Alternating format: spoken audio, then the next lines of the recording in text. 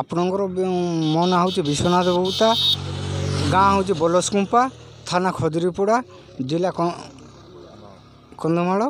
ଏ ପ୍ରକାର ଆପଣମାନେ ଦେଖୁଛନ୍ତି ଧାନ ଚାଷର ଏପରି ଅବସ୍ଥା ଅସୁବିଧା ହେବାରୁ ଆପଣଙ୍କର ଦୟାରେ ଯଦି କିଛିଟା ଯଦି ହେବ ବୋଲେ ଆମେ ଚିରପ୍ରକୃତି ହେବୁ ଆପଣଙ୍କର ସହିତ।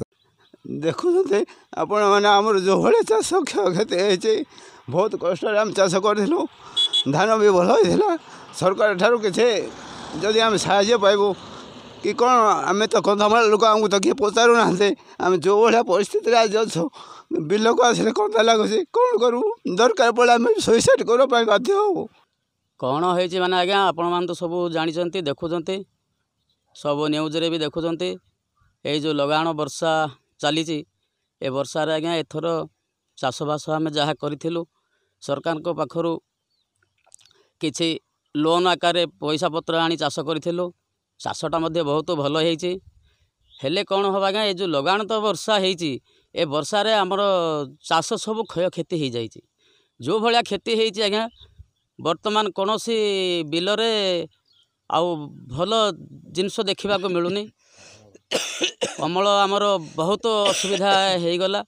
ବର୍ତ୍ତମାନ ଆମେ କ'ଣ କରିବୁ? ସରକାରଙ୍କୁ ଆମେ କେଉଁଭଳି ଭାବରେ ଯେଉଁ ଋଣ ଆଣିଛୁ ସେ ଋଣ ପରିଶୋଧ କରିବୁ, ତାହା ବି ଆଜ୍ଞା ଆମେ କିଛି ଜାଣିପାରୁନାହିଁ।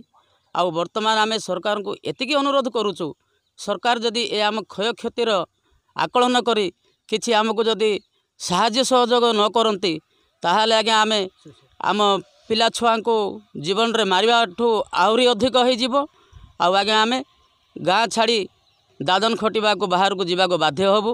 ଆଉ ଯଦି ଆଜ୍ଞା ଆମେ ଲୋନ୍ ଶୁଝି ନ ପାରୁଛୁ ବର୍ତ୍ତମାନ, ତାହେଲେ ଆମେ ବାଧ୍ୟ ହେଇ ଆତ୍ମହତ୍ୟା କରିବାକୁ ବାଧ୍ୟ ହେବୁ। ବର୍ତ୍ତମାନ ମୁଁ ପ୍ରାୟ 2-3 ଏକର ଧାନ ଚାଷ କରିଥିଲି ଆଜ୍ଞା। କିଛି ଧାନ ଘରକୁ ନେଇଛି, ସେରାକ ବି ଘରେ ବର୍ତ୍ତମାନ ଏଇ 2ଟା ଝଡ଼ି ଖାଇଲା ପରେ ବର୍ତ୍ତମାନ ନଷ୍ଟ ହେବାରେ ବସିଲାଣି। ଆଉ କିଛି ବିଲ ପ୍ରାୟ ଏକରଟେ ପରେ ମୋର ଧାନ ବର୍ତ୍ତମାନ ପାଣିରେ ଭାସୁଛି। ତଳେ ପାଣି, ଉପରେ ପାଣି, 2ଟା ଲଘୁଚାପର ବର୍ଷା ଖାଇଲାଣି। ଆଉ ସେରାକ ବର୍ତ୍ତମାନ ଅମଳ ହେବା ସମ୍ଭବ ନାହିଁ ଆଜ୍ଞା। ଆହୁରି ବର୍ତ୍ତମାନ ଆମେ ଚାଷୀ ଲୋକ, ଚାଷ କଲେ ଖଟିଲେ ଯାଇ ଆମେ ଖାଉଛୁ। ପିଲାଛୁଆ ବର୍ତ୍ତମାନ ଆମର ଅସୁବିଧା ଭୋଗ କରିବେ। ଧାର କରଜ ଋଣ ବାଢ଼ି ହେଇକରି ଆମେ ଚାଷ କରିଥିଲୁ।